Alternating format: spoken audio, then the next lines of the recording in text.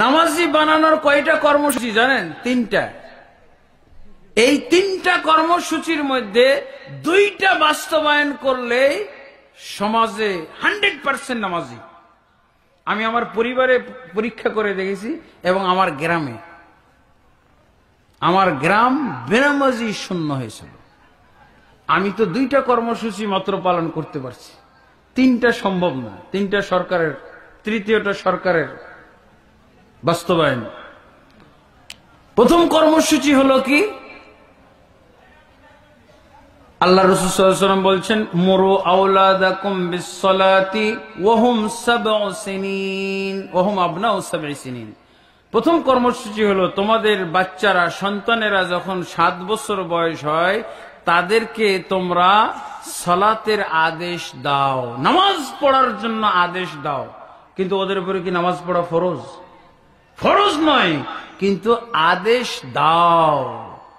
আদেশ দেওয়ার নির্দেশ কে দিচ্ছেন? রাসূলুল্লাহ সাল্লাল্লাহু আলাইহি ওয়াসাল্লাম। আচ্ছা, আল্লাহ রাসূল আমাকে আদেশ করছেন কি? তোমার 7 বছর বয়সী সন্তানকে নামাজের আদেশ দাও। কিন্তু 7 বছর বয়সের সন্তানের নামাজ পড়া ফরজ নয়, কিন্তু আমার উপরে আদেশ দেওয়া ফরজ। বুঝেছেন? আমার উপরে আদেশ দেওয়াটা রাসূল ফরজ করে দিয়েছেন। আদেশ দাও। 7 বছর যখনই হয়ে গেল, জন্ম নিবন্ধন সার্টিফিকেট দেখে আপনি বুঝলেন, ও আমার বাচ্চার বয়স 7 বছর, আজকে থেকে আদেশ দিবেন। আদেশ না দিলে কি হবে? আপনি গুনাহগার হবেন। আর আপনি শত আদেশ দিয়ে যদি বাচ্চাটা আদেশ না শুনে নামাজ না পড়ার কোনো গুনাহ নেই, কিন্তু আপনি আদেশ না দিলে আপনি রাসূলের নিয়ম লঙ্ঘন করার গুনাহ হবে। এবং আরেকটা গুনাহ হবে, বেনামাজি তৈরি করার গুনাহ হবে। বেনামাজি এমনি হয় না, তৈরি হয়। এই যে আজকে থেকে আপনি যে আদেশ দেওয়া ছেড়ে দিলেন, আদেশ দিচ্ছেন না, এই দিন থেকে আপনি একজনকে বেনামাজি গঠন করা শুরু করলেন। আর যদি আদেশ দেওয়া শুরু করেন, তাহলে সেদিন থেকে আপনি নামাজি গঠন করা শুরু করেছেন। নামাজি গঠন করতেছেন। 10 বছর বয়স হলে পাক্কা নামাজি হয়ে যাবে। আচ্ছা বলেন, দৈনিক 5 বেলা যদি আপনি বলেন, এই আব্দুল করিম নামাজ পড়ো, ও পড়লো না, নামাজ পড়লো না, আপনি কিন্তু মারতে পারবেন না, খালি আদেশ দিতে পারবেন। আমি গ্রাম অঞ্চলে দেখেছি, গরুও আমল শিখে যায়। দেখবেন ডানে গরুকে কৃষকরা বলে যে এখন তো গরু দিয়ে হাল চাষ প্রায় উঠে যাচ্ছে, মেশিন চলে আসছে, হ্যাঁ, লাঙ্গল। তারা কৃষক বলতো, এই ডানে ডানে ডানে, বামে বামে বামে। দেখেন গরু কিন্তু ডানে আর বামের শব্দার্থ বলতে পারবে না, কিন্তু আমল শিখে গেছে। কেন? ওর কানে বারবার ডানে ডানে ডানে, বামে বামে বলতে বলতে ও ডান আর বামের আমল শিখে গেছে। ঠিকই ও ডানে চলে যায়, ঠিকই বামে যায়, ডানে ডানে ডানে, বামে বামে বামে। একটা শিশু, আদম সন্তান, তাকে যদি আপনি 3 বছর নামাজ পড়ো, 5 বেলা যদি বলেন নামাজ পড়ো, তো ওর কানে নামাজটা সেট হয়ে যাবে, ওর ব্রেনে নামাজ সেট হয়ে যাবে। আমি আমার পরিবারে বাস্তবায়ন করে দেখেছি, সহজ। দেখবেন আমার 8টা সন্তান, 2টা আখিরাতের জমা, 6টা। এখন আমার ওই যে 6ষ্ঠ সন্তান, যেটা 6ষ্ঠ, ওইটা যে 5 দিন আগে ওর 7 বছর পুরে গেছে। বুঝেছেন? 7 বছর পুরছে 5 দিন আগে। 7 তারিখে 7 বছর, ফেব্রুয়ারি 7 তারিখে 7 বছর। ও রাত্রে বলে রাখছে যে আব্বা আমাকে ফজরের টাইমে উঠাই দিয়েন। ওর মাকে বলছে ফজরের টাইমে আমাকে উঠিয়ে দিয়েন। ওর ভাইকে বলতেছে ফজরের টাইমে আমাকে উঠিয়ে দিয়েন। ওর তাগিদ চলে এসেছে, ও নিজের থেকে বলতেছে ফজরের টাইমে আমাকে উঠিয়ে দেন। বাকি টাইমগুলো তো সহজ, কোনটা কঠিন? ফজরের টাইমটা কঠিন। দেখছেন পরিবারের সবাইকে ও নিজেই বলছে যে আব্বা আমাকে উঠিয়ে দিয়েন, আব্বা আমাকে ফজরের টাইমে উঠিয়ে দিয়েন। বুঝেছেন?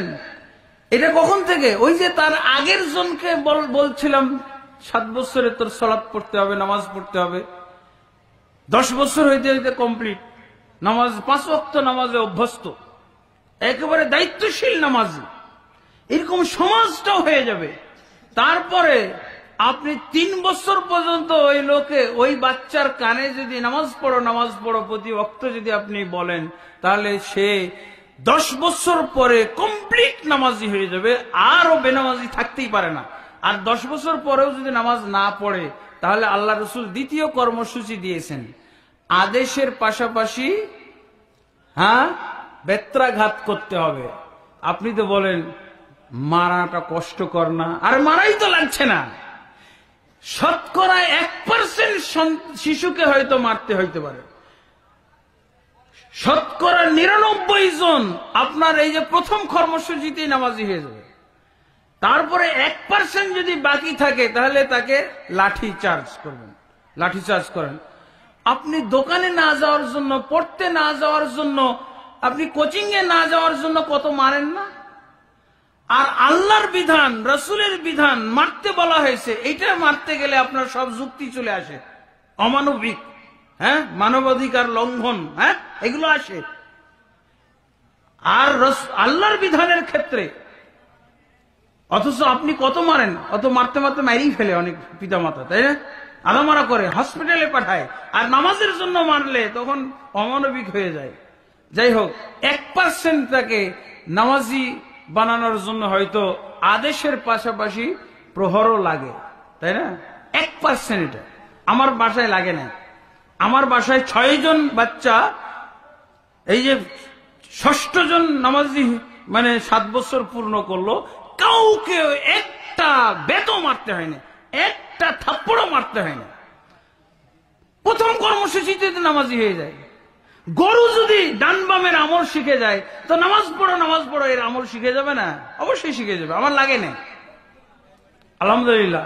এরপরে যদি আপনি কল্পনা করতে পারেন, প্রহরের পরও কি এখনো বালেগ হয়নি, 15 বছর পর তার খাতায় গুনাহ লেখা হবে, নামাজ ত্যাগকারীর গুনাহ।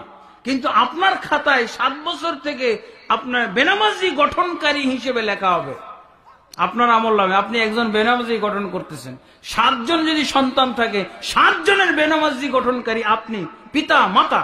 কারণ আপনি আদেশ দেননি, আদেশ দেওয়ার কথা রসুল আপনাকে বলেছেন, রসুল আপনাকে আদেশ দিয়েছেন যে আপনি আদেশ দিবেন, আপনি দেননি। বুঝা গেছে? এরপরে তৃতীয় প্রকার কর্মসূচি, আপনি 5 বছর পিটাইলেন, 1% সন্তান 5 বছর পিটায়ও নামাজি হইতেছেন, তখন আপনি কি করবেন? প্রহর করলেন। এখন তৃতীয় কর্মসূচি, এইটা হলো সংহার।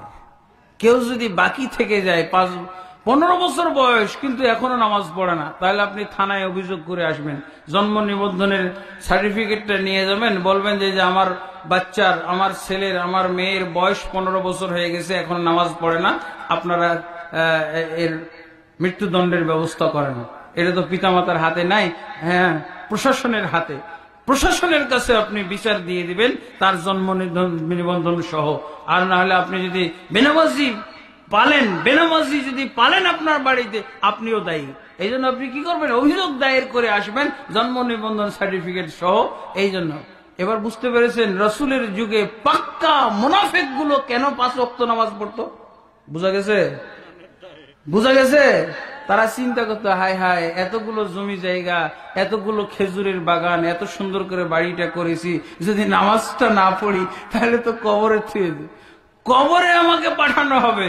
তো এগুলোর দুনিয়ার সহায় সম্পদের দিকে তাকিয়েও নামাজ পড়তো, 5 ওয়াক্ত নামাজ। সেই যুগে পাক্কা মুনাফিক 1 ওয়াক্ত নামাজ ছাড়তো না, আর আমাদের যুগে পাক্কা মুমিন 1 ওয়াক্ত নামাজ পড়ে না। দেখবেন আপনাদের এলাকায় কেমন আছে জানি না, আমাদের এলাকায় এরকম লোক পাওয়া যায় যে অমুক লোক নামাজ পড়লে কি হবে আর দাড়ি রাখলে কি হবে, ওর তো ইমানই নাই, আর আমি নামাজ না পড়লে কি হবে আর দাড়ি না রাখলে কি হবে, আমার ইমান আছে। বুঝেছেন? নামাজ পড়ে না 1 ওয়াক্ত, তা বলে তার ইমান আছে। আর মুনাফিকদের পাক্কা মুনাফিক হওয়া সত্ত্বেও 1 ওয়াক্ত নামাজ ছাড়তো না। কারণ কি? তাহলে আমার এলেমের অভাব, জ্ঞানের অভাব, নামাজি তৈরি করার, নামাজি তৈরি হওয়ার কর্মসূচি জানার অভাব আছে। আল্লাহ আমাদেরকে জ্ঞান দান করুন, আল্লাহ আমাদেরকে বুঝ দান করুন, আল্লাহ আমাদেরকে কোরআন হাদিস বুঝার, ইসলামকে যথাযথভাবে বুঝার তৌফিক দান করুন। আল্লাহুম্মা আমিন।